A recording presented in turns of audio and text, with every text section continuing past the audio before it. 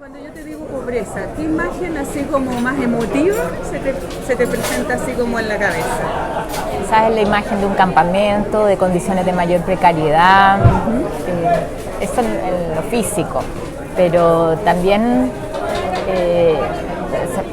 lo asocio a esfuerzo, cuando se enfrenta a la dificultad, pero se es capaz también de asumirla, no de inmovilizarse. Y también yo asocio pobreza a la vejez, y eso tiene que ver con la experiencia en Magallanes, al abandono, al ser un adulto mayor, muchas veces postrado y que se queda solo. Y en términos más conceptuales, ¿cómo la defines? ¿Qué es pobreza? Tiene que ver con distintas dimensiones, no solamente con la dimensión de los recursos, la dimensión material, sino también hay muchas otras pobrezas que uno descubre y que uno enfrenta en la sociedad. Y a veces vestidas mucho mejor en lo material, pero de mayor pobreza humana. O sea, yo entiendo la pobreza del abuso, la pequeñez, cuando no somos capaces de tratar al otro como persona. El eslogan de la campaña es que la pobreza es la mayor vulneración de los derechos humanos. ¿Te hace sentido? Sí, me hace sentido. Porque además cuando tú ves que tenemos un país con mucha riqueza, con recursos, y que finalmente lo que pasa no es que no tengamos en esto el cómo atender las necesidades de todos, sino más bien la concentración que existe, la desigualdad, efectivamente, la desigualdad, y que además es quizás el peor pecado que tenemos en nuestro país y el mayor desafío que tenemos que enfrentar, la mayor herida, por decirlo de alguna manera, que tiene Chile.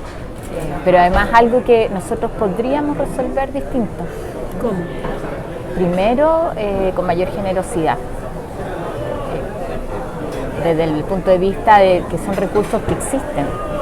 Y uno dice si en el caso de un trabajador, que además es una persona honesta, puede haber una buena relación laboral, puede haber un sueldo justo que tiene que ver con lo que aporta, porque muchas veces tú tienes el contraste en empresas que tienen utilidades multimillonarias y que sin embargo no aportan a sus trabajadores lo que efectivamente realizan.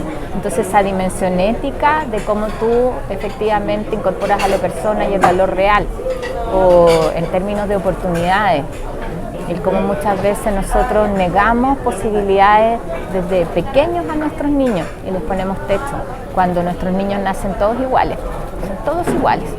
Las diferencias se van dando después y muchas veces por discriminaciones, por estigmatización, cuando podrían tener las mismas posibilidades que cualquier niño, que no dependa de dónde nazca. ¿Cuál es para ti la herramienta más eficiente o más efectiva para combatir la pobreza?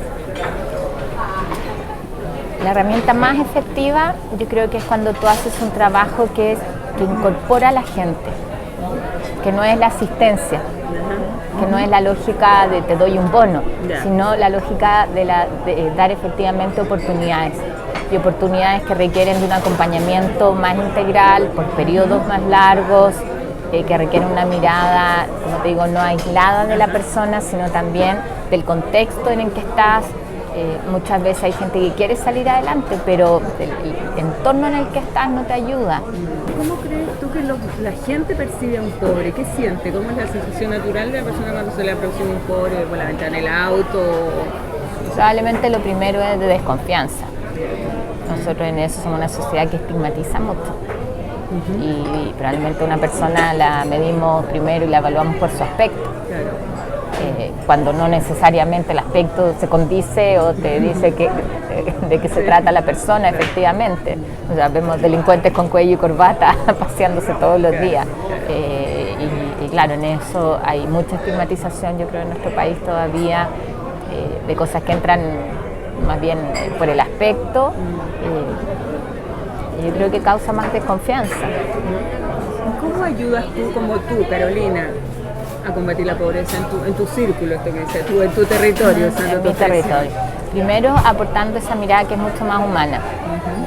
Para mí, desde en lo cotidiano, estar en terreno, conversar con la gente, yo creo que eso es fundamental. No olvidarse que detrás de cada discusión parlamentaria que nosotros tenemos hay personas que son finalmente el objetivo de una política pública o de una legislación. No son números, son historias de carne y hueso, historias tan importantes como la historia propia. Excluyéndote a ti, de toda la gran oferta de candidatos y precandidatos que hay en carrera en este minuto presente, el minuto de la foto de hoy, ¿cuál crees tú que puede tener más sensibilidad por estos temas? Oye, es difícil decirlo. Pero dilo. No seas política. Claro. Yo creo que quizás en esto las mujeres tenemos mayor sensibilidad. Déjame hacer una defensa de género. Lógico, yo ahí adelante, todo tuyo. Una defensa de género, y eso tiene que ver con la mirada que entregamos, que es esta mirada mucho más humana. O el permitirnos muchas veces también algunos aspectos que se evalúan a veces como debilidad, pero que yo creo que son fortalezas. El poner esos temas adelante con mayor sensibilidad.